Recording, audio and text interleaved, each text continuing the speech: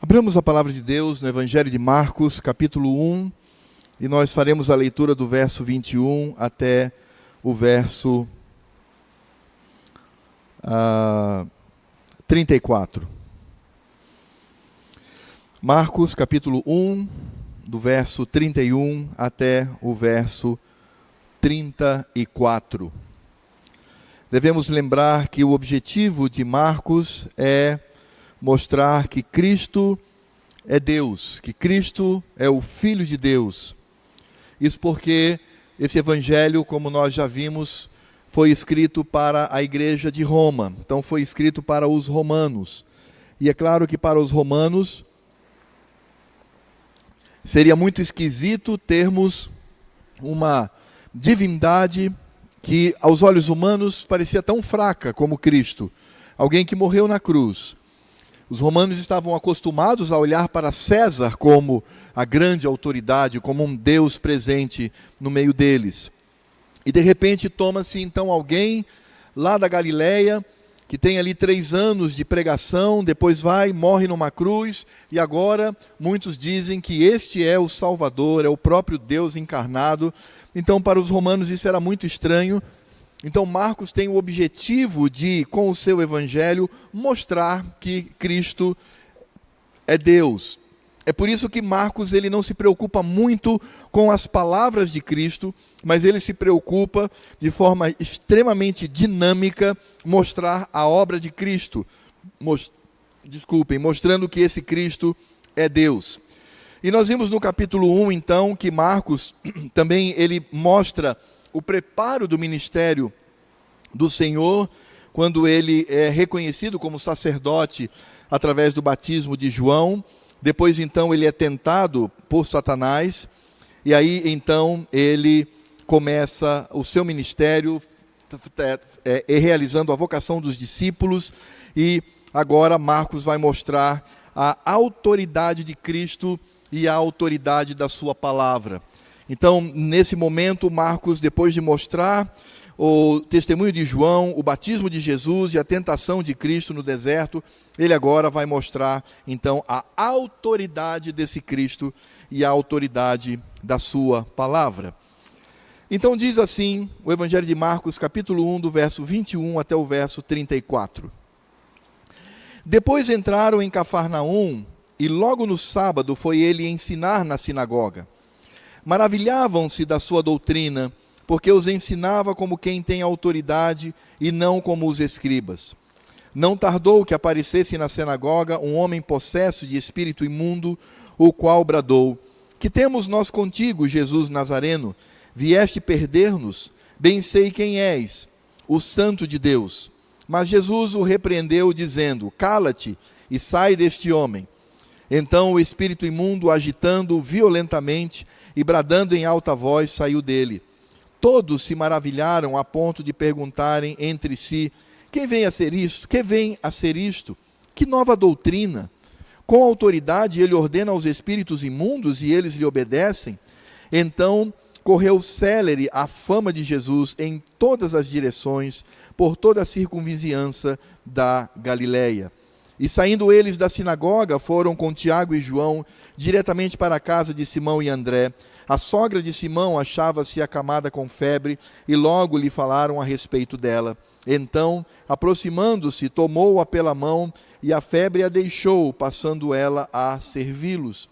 À tarde, ao cair do sol, trouxeram a Jesus todos os enfermos e endemoniados. Toda a cidade estava reunida à porta, e ele curou muitos doentes de toda sorte de enfermidades. Também expeliu muitos demônios, não lhes permitindo que falassem, porque sabiam quem ele era. Oremos.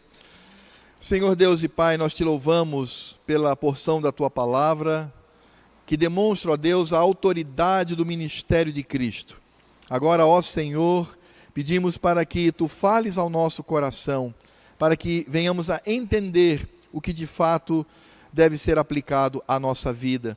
E, ó Deus, que ouçamos não a voz deste pregador, porque é homem pecador, mas que ouçamos a voz de Cristo por meio da palavra, Pai, e que apliquemos esta palavra no nosso coração e na nossa vida. que esta palavra venha contra o nosso pecado e venha a favor, ó Deus, do nosso consolo. É o que nós te pedimos, em nome de Jesus. Amém.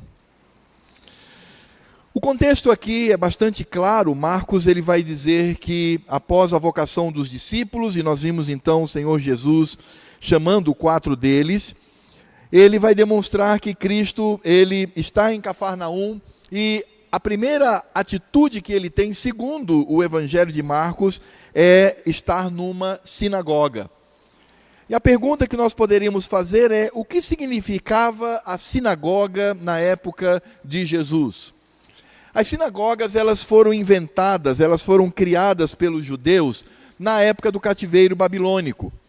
Isso porque quando Israel foi levado para a Babilônia, Jerusalém foi destruída e tocaram fogo e destruíram tudo que existia lá, inclusive o templo. Então agora a igreja de Cristo no Velho Testamento não tinha mais aquele lugar, na velha dispensação, na velha aliança, eles não tinham mais aquele lugar em Jerusalém para cultuar ao Senhor. Isso viria depois com a reconstrução do templo. Então, com isto, os judeus criaram na Babilônia centros culturais. Se fôssemos pensar nos dias de hoje, é como se fossem centros culturais judaicos. Assim como nós temos centros culturais da França, da Inglaterra, dos gaúchos, dos maranhenses, nós temos esses locais onde se dissemina a cultura, o modo de viver, como essas pessoas elas enxergam o mundo, como elas se vestem, suas festas. Então, era exatamente isso que acontecia na sinagoga. A sinagoga, então, ela aglutinava uma série de atividades, como, por exemplo, escola. As crianças, elas vinham e se assentavam ali nas sinagogas para aprender a lei do Senhor. Ali também, eles lembravam as festas que eram comemoradas no templo, mas eles então faziam isso na sinagoga, obviamente, de uma maneira mais tranquila, mas eles assim faziam. E eles também se reuniam aos sábados para cântico, para oração e para a leitura da palavra. E é interessante pensar que, nesse sentido, a sinagoga ela vai predispor a forma como a igreja de Cristo vai cultuar após a ressurreição de Cristo. Porque após a ressurreição de Cristo, o véu do templo se rasga, e aí aquele templo não tem mais nenhuma utilidade, porque agora Cristo é o templo, e a sua igreja é o templo, a habitação do Espírito Santo. Com isso, então, os irmãos percebem na leitura de Atos que há uma transição das cerimônias do templo para as reuniões que aconteciam no primeiro dia da semana. Então, naquela época, os judeus, eles sábado ainda estavam no templo, mas no primeiro dia da semana, eles se reuniam, não mais na sinagoga, mas se reuniam para cultuar ao Senhor. Então, nesse sentido, essa reunião, ela apresenta aquilo que nós chamamos de os elementos de culto. Porque os elementos de culto são a oração, leitura da palavra, os sacramentos e a pregação do Evangelho. E ali então estava, de alguma forma, esses elementos estavam contidos ali, não de forma bastante clara como nós temos hoje, mas de fato temos ali já a presença de um protoculto, ou seja, a maneira como iria influenciar a igreja nos últimos dias. E é interessante porque Cristo então, ele se reúne na sinagoga. Se nós nos lembrar de Paulo, por exemplo, Paulo utilizava essa mesma metodologia. Para onde ele ia, ele primeiro buscava uma sinagoga, e no dia de sábado, que era o dia do Senhor, da velha aliança, ele se reunia então com aquele povo para ali falar do Evangelho, falar de Cristo, falar do Senhor. Então, Cristo faz isto, ele vai para uma sinagoga. E é interessante porque, nesse sentido, nós vamos perceber que Marcos dá uma ênfase muito grande. Ele vai dizer que Cristo vai ali não apenas para participar, mas ele também faz a leitura da palavra e ele começa a ensinar e a pregar. Isso também era outro costume, porque qualquer varão judeu, ele tinha direito a levantar a mão, ir à frente, fazer a leitura das Escrituras e ali então falar sobre a doutrina. E é interessante porque Marcos vai enfatizar exatamente isso. Porque no verso 21 ele diz: depois entraram em Cafarnaum, e logo no sábado foi ele ensinar na sinagoga. E aí ele diz no verso 22, maravilhavam-se da sua doutrina, porque os ensinava como quem tem autoridade e não como os escribas. Perceba que Marcos ele vai utilizar aqui 3 palavras para centralizar o objetivo de Cristo naquela sinagoga. As 3 palavras que ele utiliza é, primeiro, doutrina. E a palavra doutrina aqui significa conhecer as Escrituras. Doutrina é conhecer a vontade de Deus. Doutrina é conhecer em detalhes aquilo que Deus nos revelou. Doutrina é olhar para a palavra de Deus e perceber que essa palavra, ela nos foi revelada não apenas como objeto de estudo nos seminários ou para os debates teológicos, mas nós vamos descobrir que tudo que Deus revelou aqui é para nós, para os nossos filhos, e deve, portanto, ser ensinado. O crente é aquele que se aprofunda mais e mais na doutrina. Não podemos conceber a ideia de alguém que se diz crente e fica estagnado na doutrina. Nós não podemos conceber a ideia, uma pessoa que já está no convívio da igreja há 10 anos, e você pergunta para ele, o que você sabe de doutrina? O que eu sei de doutrina é que o Senhor Jesus é o meu único e suficiente Salvador. E pronto. Não é assim. Não é só isso que Deus revela nas Escrituras. E nós não podemos ficar nessa superficialidade. Nós vamos perceber que o ser humano, quando ele tem consciência da sua responsabilidade, ele se aprofunda. Quando, por exemplo, o sujeito está lá no seu lugar de trabalho e ele tem interesse naquilo, ele vai se aprofundar, ele vai se treinar, ele vai aprender mais e mais. Quando nós temos a dona de casa que está ali cuidando dos afazeres, ela também se aprofunda, ela aprende novas receitas, ela aprende sobre tantas coisas que estão ligadas à sua atividade, aliás, uma atividade tão bela, tão honrada. Então, o que acontece é que as pessoas, onde elas estão, elas se aprofundam naquilo, elas estudam, elas pesquisam, e aí precisamos aplicar isso também à doutrina da palavra. Nós precisamos nos aprofundar, não podemos ser superficiais. E vejam que a palavra utilizada aqui por Marcos é exatamente essa, a tradução é excelente, doutrina, é a palavra no original que nós também já ouvimos e conhecemos, é didaquê. Então não é um ensino qualquer, mas é algo que se aprofunda, é algo que nós buscamos de fato compreender. O segundo verbo, a segunda palavra que na verdade é um verbo que nós encontramos aqui, que Marcos utiliza no verso 22, é porque diz, porque os ensinava. Então, esse é um ponto importante, porque não adianta ter a doutrina se não é ensinada.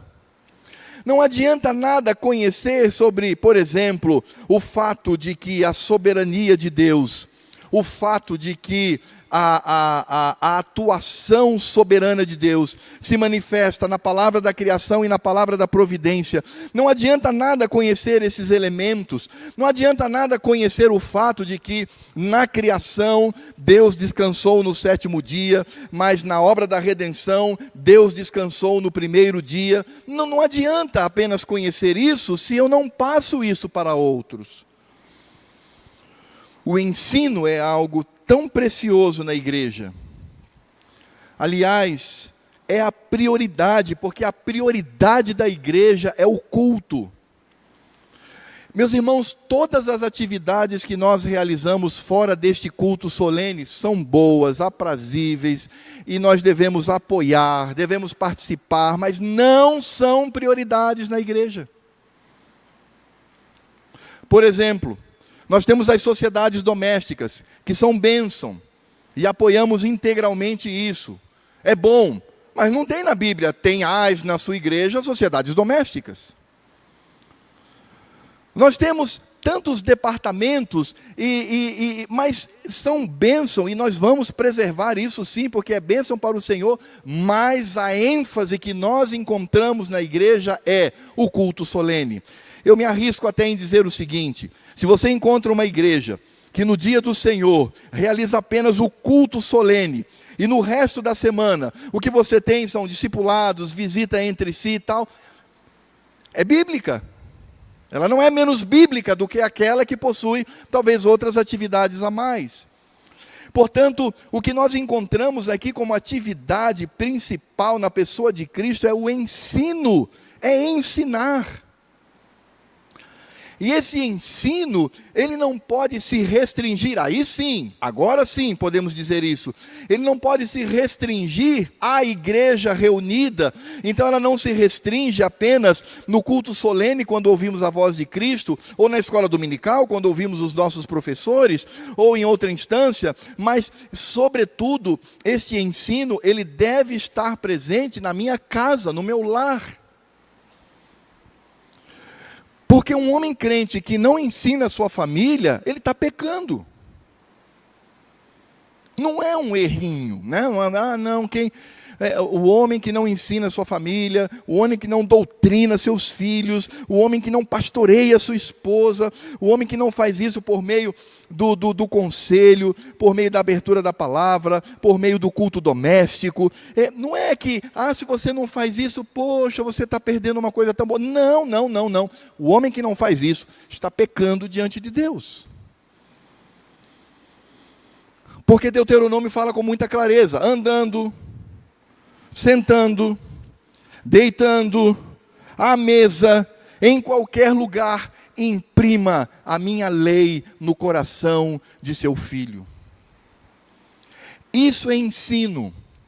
E por isso, quando nós olhamos para o ministério de Cristo, nós vamos perceber que a centralidade dessa obra de Cristo está no ensino da doutrina, e a terceira palavra que Marcos utiliza aqui é com autoridade. Então, essa autoridade significa dizer que esta doutrina ensinada não é de homens, mas é de Deus. É como diz o meu pai, até hoje, quando Deus manda sentar, não tem que procurar cadeira, meu irmão, é sentar onde está. Porque Ele é soberano.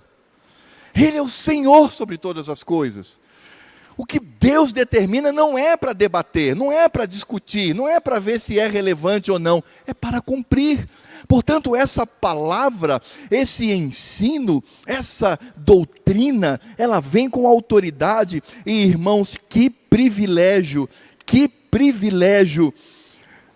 podemos perceber na vida destes homens, porque eles estavam na sinagoga e o próprio Cristo em pessoa estava ali ensinando a doutrina das Escrituras. Cristo, ele não apenas possuía autoridade, ele era e é autoridade. É por isso que quando nós pensamos naquilo que nós aprendemos, quando você aprende história, química, biologia, matemática, seja o que for, são ensinos importantes, mas esses ensinos não são autoritativos, eles não exercem autoridade sobre a sua vida. Bom, se é que alguns sim, não é? A lei da gravidade é uma delas. Se você quiser desconsiderar a lei da gravidade, subir na torre da Embratel e pular, é problema seu. Mas quando nós olhamos para o ensino em geral, da ciência, da filosofia, do senso comum, eles não são autoridade sobre nós. Agora, quando nós olhamos para o ensino da palavra, a doutrina das Escrituras é autoridade sobre nós. É com esse sentido que Marcos está falando.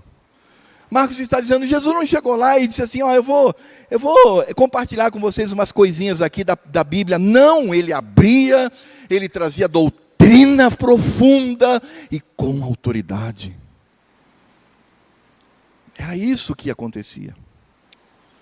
É por isso que Marcos ele faz questão de demonstrar que neste momento, onde nós encontramos a centralidade do ministério de Cristo, que é a doutrinação por meio do ensino, por meio da autoridade que ele possuía, vejam como Marcos ele faz questão de mostrar, nesse momento, Satanás se manifesta. E como eu disse para os irmãos, as investidas satânicas sobre o ministério de Cristo não se encerram ali na tentação do deserto. Satanás vai perseguir o Senhor constantemente. E isso, irmãos, não é uma coincidência. Ah, foi uma coincidência. Eu acho que foi um demônio desavisado, porque ele não deveria ter se manifestado ali. Poderia ter se manifestado de outra maneira. Não. Na verdade, o que nós encontramos aqui é a maior estratégia satânica contra a igreja de Deus. Porque Satanás, ele se manifesta e tenta atrapalhar a palavra doutrinária e autoritativa de Cristo. Irmãos, como isso ocorre? As Escrituras, elas mostram claramente como se sucede. No verso 23 diz assim: não tardou que aparecesse na sinagoga um homem possesso de espírito imundo. A expressão traduzida por não tardou significa dizer mais ou menos o seguinte: enquanto Cristo estava falando, de imediato, no momento em que as pessoas começaram a ficar maravilhadas com a profundidade da doutrina, e eu tenho certeza quase que absoluta, que a pregação de Cristo era simplesmente mostrar que Ele era o Messias, com base nas leituras do Velho Testamento, e dizendo, olha, aqui é sombra, mas eu sou o verdadeiro. E ele então, falando da sua pessoa, por isso que foi um privilégio, irmãos, ouvir a Cristo, porque Cristo falava de si mesmo. Ele falava do evangelho que ele representava e que ele era o centro, enquanto o Senhor Jesus está ali pregando. Marcos diz, de súbito surge um endemoniado. Agora veja que o endemoniado, ele não surge ali para dizer coisas do tipo, aspas, tudo que esse homem está dizendo é mentira. Não, ele não disse isso. Ele não disse, vocês estão está todo mundo perdendo seu tempo aqui, não ouçam esse homem. Esse homem ele não disse isso. O que ele disse foram 3 coisas. A primeira, no diálogo direto com Cristo, naquele momento, porque você sabe qual era o objetivo de Satanás ali? O objetivo de Satanás ali era destruir a glória de Cristo. Esse era o objetivo dele. O objetivo dele não era prioritariamente fazer teatro, assustar as pessoas.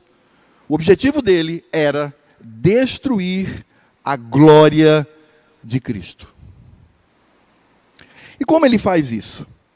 Primeiro ele mostra a oposição. Quando ele levanta, ele diz assim, a tradução diz assim, que temos nós contigo, Jesus de Nazareno. Essa tradução poderia ser melhor adaptada se dissesse como se o diabo tivesse dito mais ou menos o seguinte, Cristo, o que vieste fazer para nós? Que tipo de situação poderíamos colocar entre nós e ti e o Senhor? Ou seja, o que significa essa sua vinda aqui? A segunda palavra de Satanás foi quanto ao objetivo. A tradução diz assim, vieste para perder-nos, e a tradução melhor, não melhor, mas apenas mais compreensiva, poderia ser traduzida da seguinte forma, vieste para nos destruir? E a terceira palavra satânica foi o reconhecimento. Ele diz, bem sei, quem és? O Santo de Deus. Então, enquanto o Senhor Jesus está ali pregando, esse homem se levanta e diz assim, o que o Senhor tem a ver conosco? Vieste nos destruir? Sabemos quem és. És o Santo de Deus. Irmãos, Satanás não mentiu ali, por incrível que pareça. Ele disse algo que está na convergência da pregação do Evangelho. Então, o que nós vamos perceber aqui é que Satanás, para além de de confrontar o Senhor, porque ele bem sabia, o santo de Deus, sabia que iria destruí-los, sabia que eles não tinham nada a ver, não havia nenhuma ligação entre o maligno e o Cristo da glória. Mas nós perguntamos, mas se ele sabia disso, por que ele fez isso? Por que ele se manifestou? Por que ele se coloca em risco? Porque, irmãos, ele tinha um objetivo. O objetivo era retirar as atenções do foco. O objetivo de Satanás era retirar a atenção que todos estavam dando à doutrina, porque ficavam maravilhados, porque ficavam perplexos, porque ficavam extasiados, dizendo: nossa, mas como é bom ouvir doutrina pura, como é bom ouvir ensinamentos com autoridade. E o que Satanás faz com isto? Ele simplesmente busca uma metodologia para retirar as atenções do foco. O foco era a doutrina, por meio do ensino com autoridade. Por isso, irmãos, nós vamos perceber que a luta de Satanás não é apenas destruir o culto. O objetivo de Satanás é contaminar o culto. Quando nós olhamos para o princípio regulador do culto, segundo as Escrituras, nós vamos perceber aquilo que os nossos antepassados puritanos diziam. Quais eram os elementos de culto? E eu já disse isso para os irmãos. O que é elemento de culto? Elemento de culto é a oração. Elemento de culto é a leitura das Escrituras. Elemento de culto são os sacramentos, batismo e a ceia, a Páscoa de Cristo. Elemento de culto é a pregação da palavra.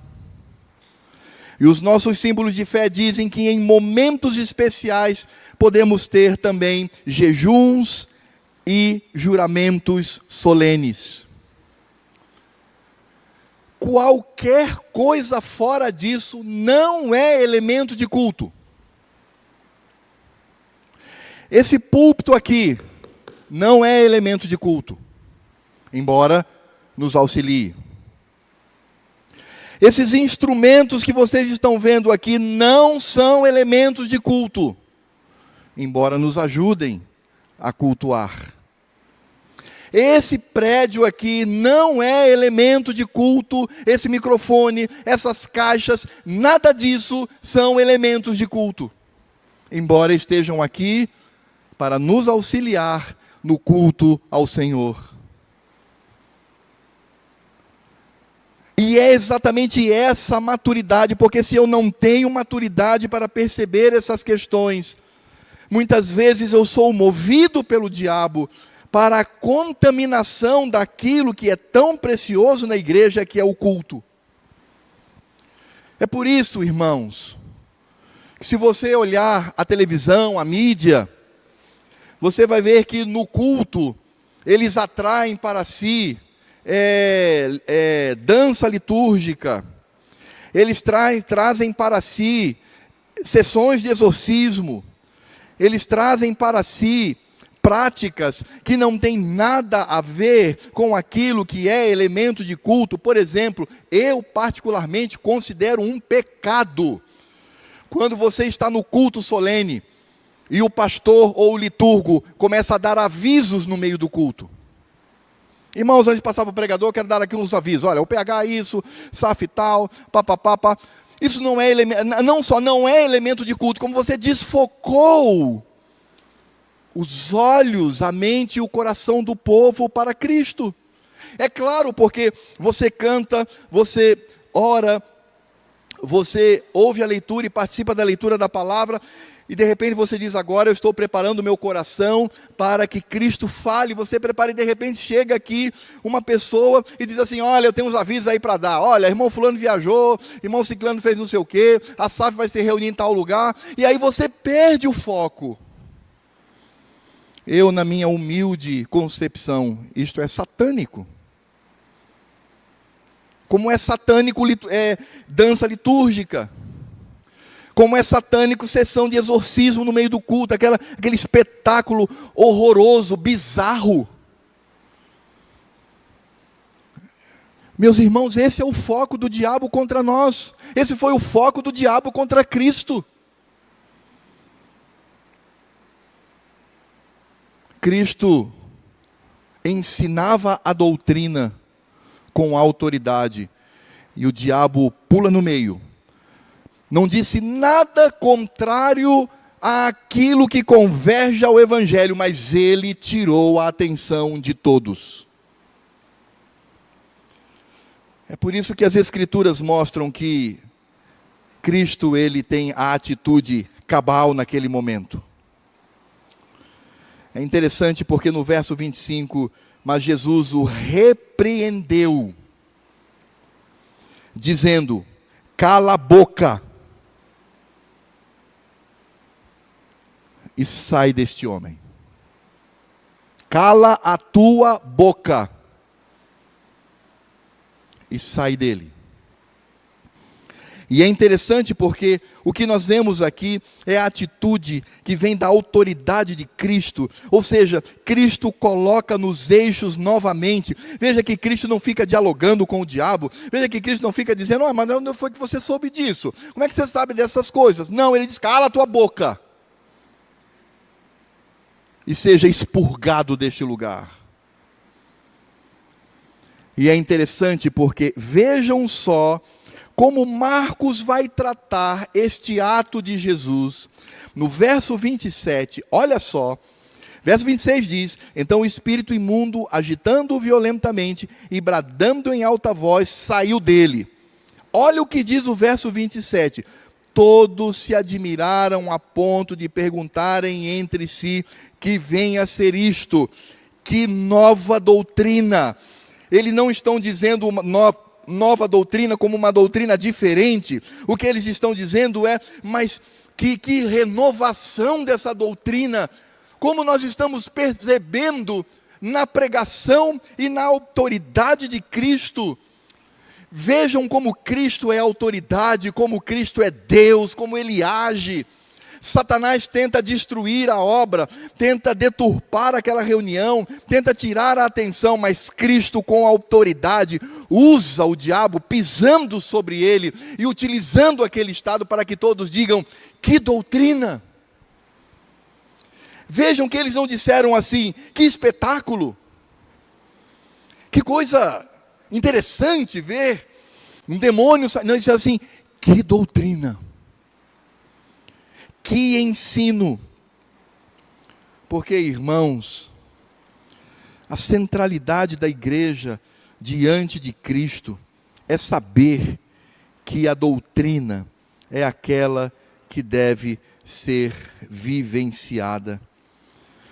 Com autoridade eles continuam, ele ordena aos espíritos imundos e eles lhe obedecem.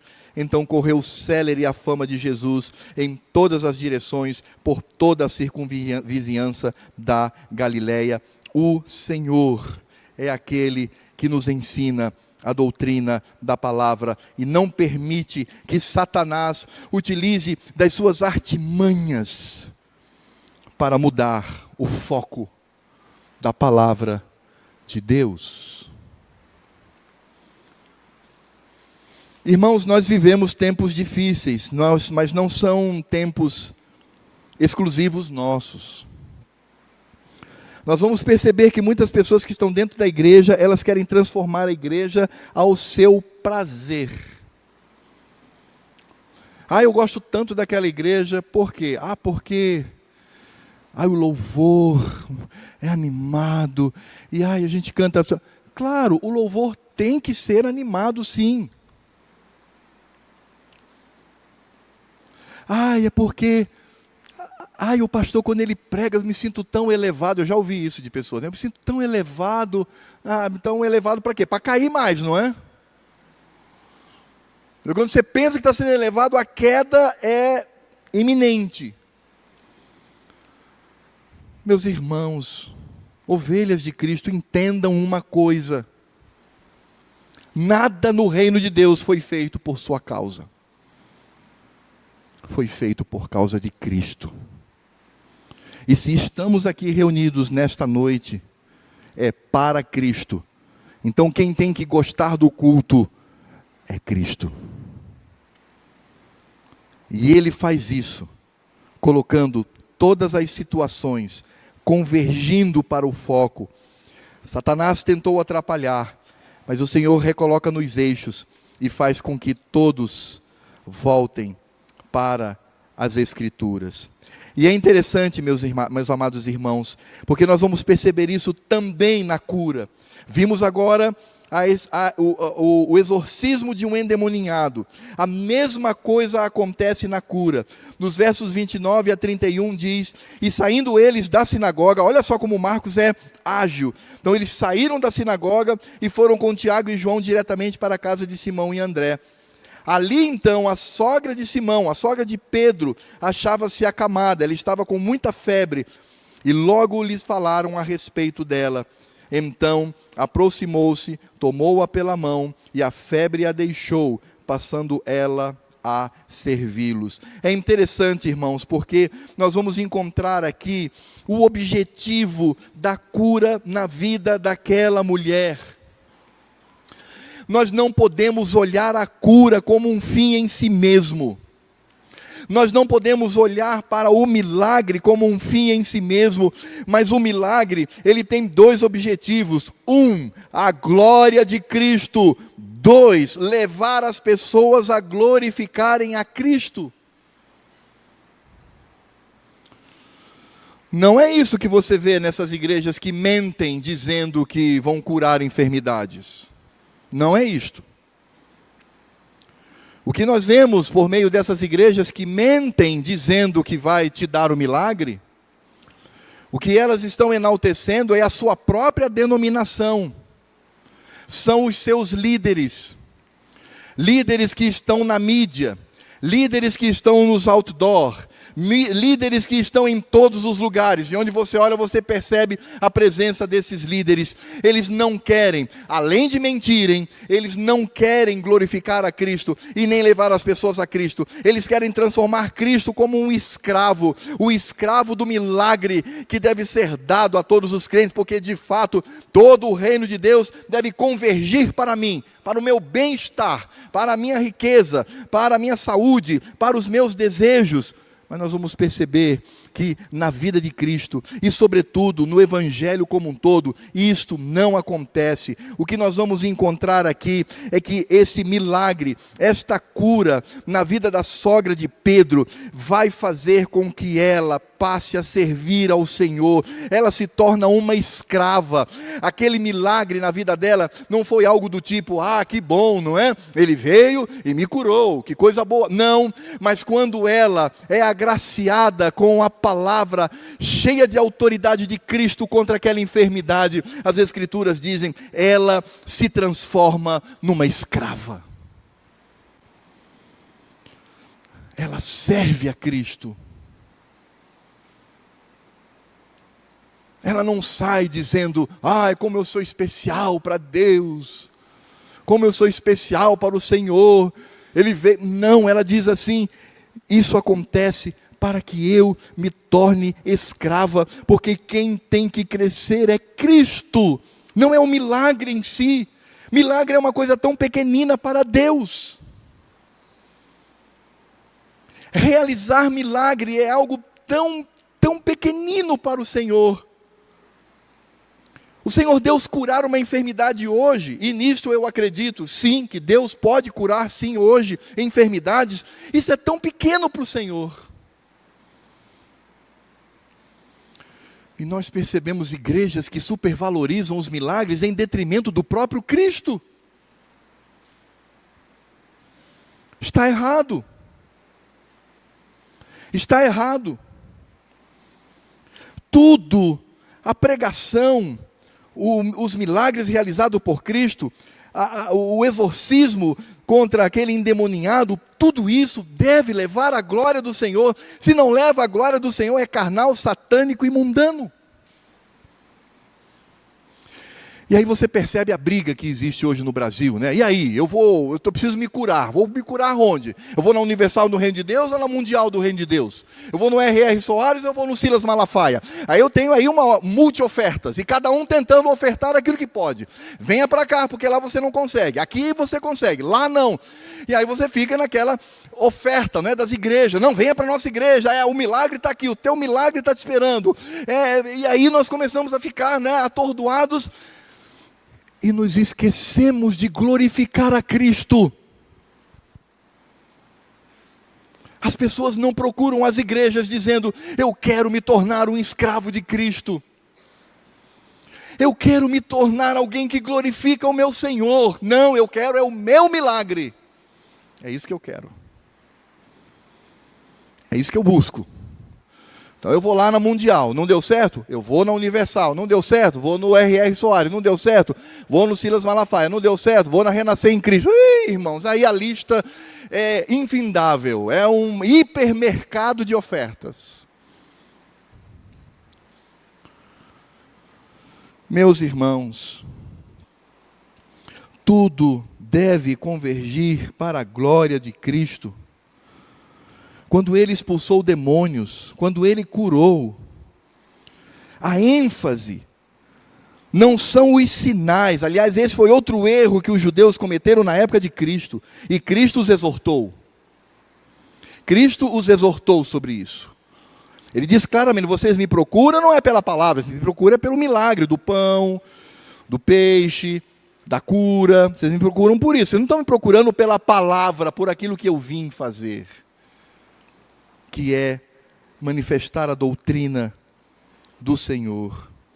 Irmãos, é tão lindo quando nós percebemos a vida desta mulher, a sogra de Pedro, quando ela é curada pelo Senhor, de imediato, e a palavra significa exatamente isso, de imediato, é como se ela saltasse da rede ou da cama e passasse a servir ao Senhor.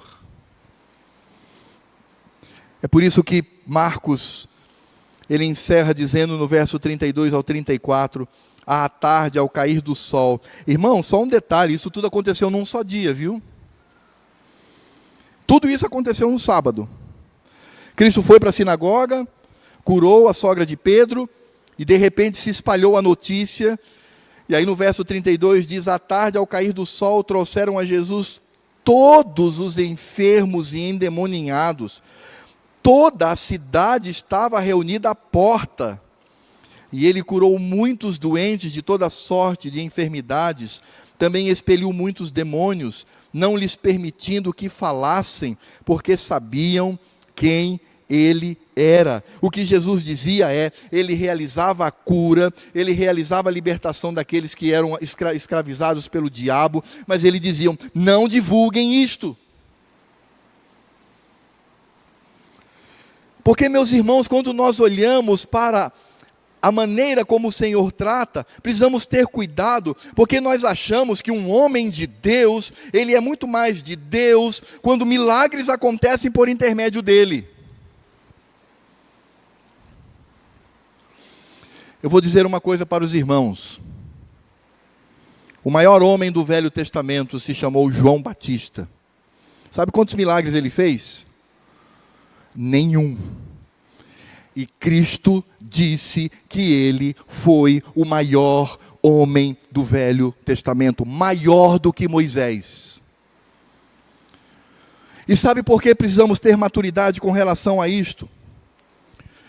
Porque o próprio Cristo, em Marcos capítulo 13, verso 22, ele diz assim: pois surgirão falsos ungidos e falsos profetas, como operando sinais e prodígios para enganar, se possível, os próprios eleitos.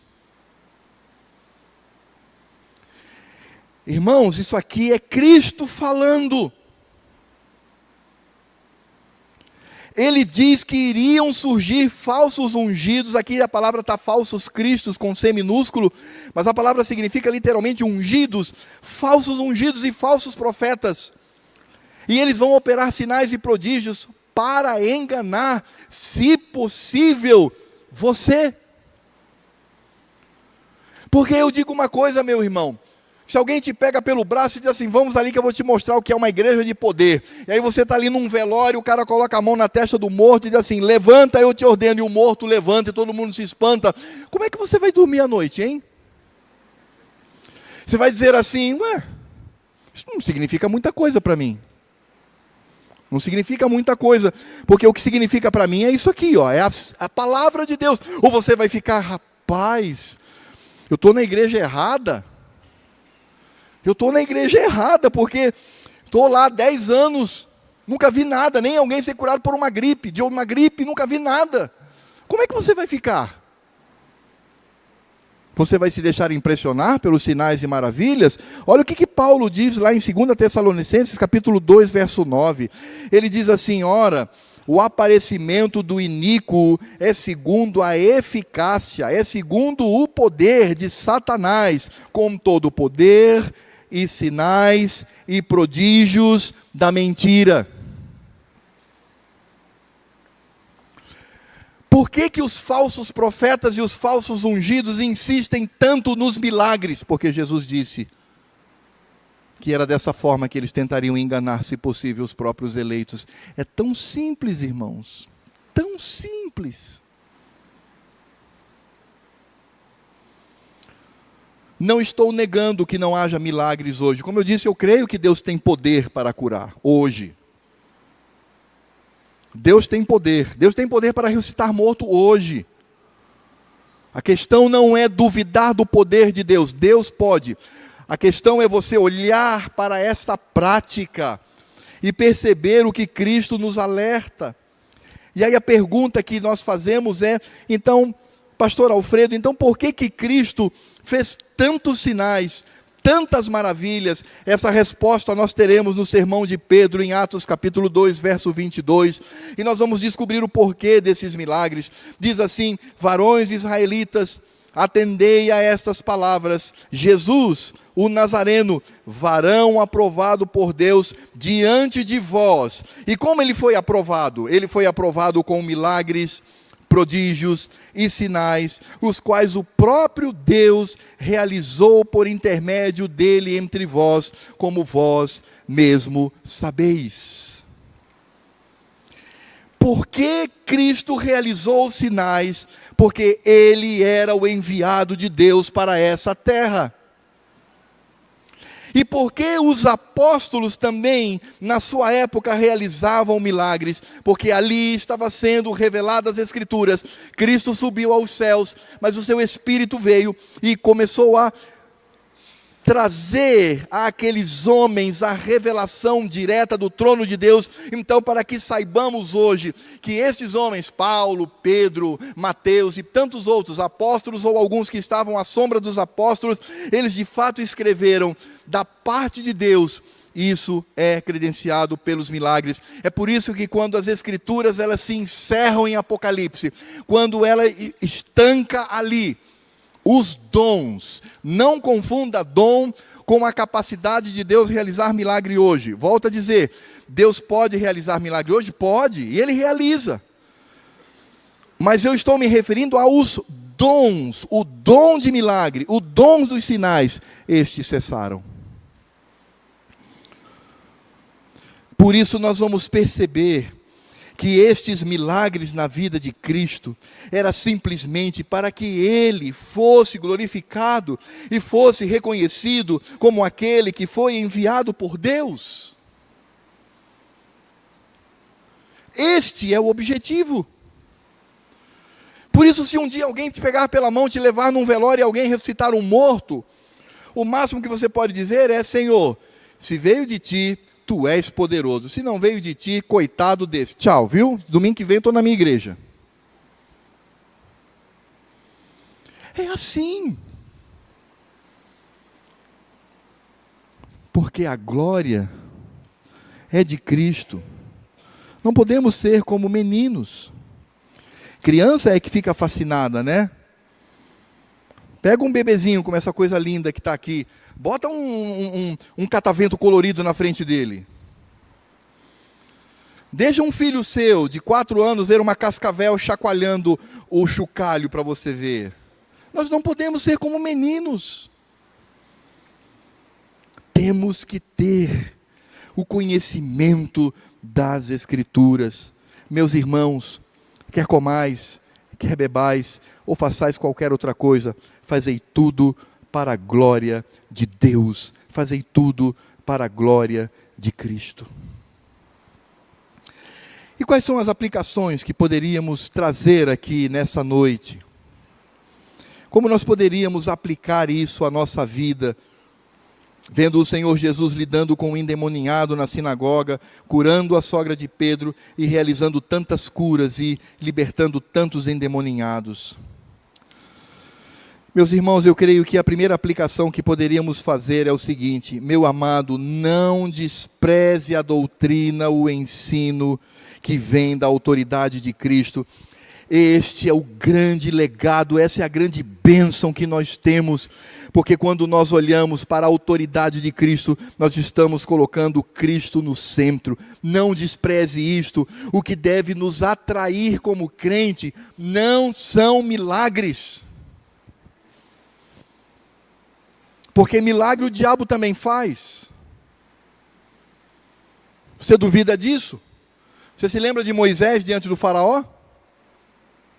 Ele pegou o bastão dele, colocou lá e transformou numa cobra. Aí o faraó fez: só 2 bruxos aí, por favor. Só 2, não precisa ver a turma, só 2. Os bruxos foram lá, colocaram a vara e elas se transformaram numa serpente. O detalhe é que a serpente que veio de Deus devorou as outras 2. Até isso aponta para Cristo. Irmãos, não devemos ficar extasiados com o chocalho da serpente ou extasiados com um redemoinho colorido na nossa frente. O que deve nos atrair é a doutrina, é o ensino que vem da autoridade de Cristo, que o coloca no centro de todas as coisas. É por isso que nós devemos manter a partir do nosso coração o culto que prestamos ao Senhor em toda a sua pureza.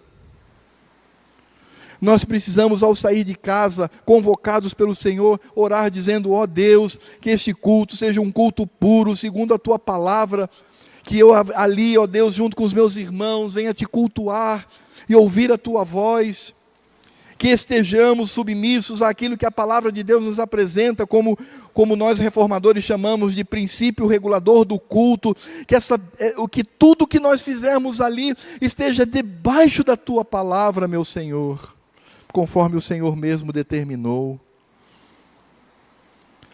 A gente precisa entender que a prioridade no culto são os elementos do culto, o restante apenas nos auxiliam, evitando aquilo que vai profanar o nome de Cristo. Os elementos de culto tornam o culto tão simples, enaltecem tanto a Cristo. Quanto mais simples o culto, mais Cristo é glorificado, mais Ele brilha. E nós devemos lutar por isto, irmãos. Porque quando nós assim fazemos, nós vamos descobrir que é Cristo e a Sua palavra que se apresentam como o foco principal. Porque eu posso dizer uma coisa para vocês: milagres, sinais, prodígios, Deus faz para a sua glória, mas o diabo também faz para atrapalhar o reino de Deus. Agora tem uma coisa que o diabo não pode fazer: é pregar a palavra com a autoridade de Cristo. Isto ele não faz. E o que determina uma igreja, seja ela qualquer, como um espaço onde Cristo está presente, essa presença não se manifesta por causa de milagres, se manifesta por meio da pregação da palavra. É tão simples, não é? Tão simples. E para nós deve ser uma grande alegria poder ouvir a Cristo por meio da Sua palavra. E nesse ouvir a palavra de Deus, dizer: ó Cristo, eu te glorifico, eu te exalto, ó Senhor. A aliança de Deus foi renovada nesse dia, nesse culto que prestamos a Ti. Estamos renovando mais uma vez a nossa aliança contigo, meu Senhor. Que ao longo desta semana Cristo brilhe na minha vida e que eu glorifique a Cristo com tudo que eu fizer, desde da parte mais íntima da minha casa até a parte mais pública da cidade. Que tudo seja para a glória de Cristo. É assim que devemos sair daqui, meus irmãos, como crentes maduros. Se você qualquer dia for surpreendido por um milagre de Deus na sua vida física ou na sua vida de trabalho, amém. Mas lembre-se, o milagre em si não é o ponto. O ponto é Cristo. Se este milagre não coloca nos eixos a glória de Cristo e a vontade dEle, se este milagre não faz de você e dos demais escravos dEle, de nada serve. Serve apenas como espetáculo. E às vezes nos tornando meninos e meninas. Cristo e sua palavra são o foco. O restante apenas credencia, ou auxilia, ou é resto. Somente Cristo, para Cristo e com Cristo, por meio da sua palavra. Oremos. Senhor Deus e Pai, é tão bom acompanhar a trajetória de Cristo, percebê-lo, ó Deus, libertando endemoninhados, curando enfermidades. E é tão bom, ó Deus, perceber que estes milagres vêm apenas como credenciais daquilo que era e continua sendo o foco da igreja, a pregação da palavra, o manifestar a vontade de Deus, o tornar audível a voz de Cristo.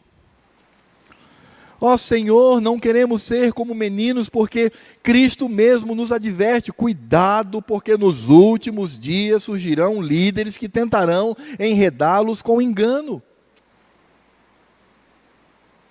Nós não podemos, ó Deus, permitir que o que quer que seja deste mundo, seja de ordem material ou espiritual, venham retirar da nossa mente e do nosso coração o foco, que é Cristo e a sua palavra.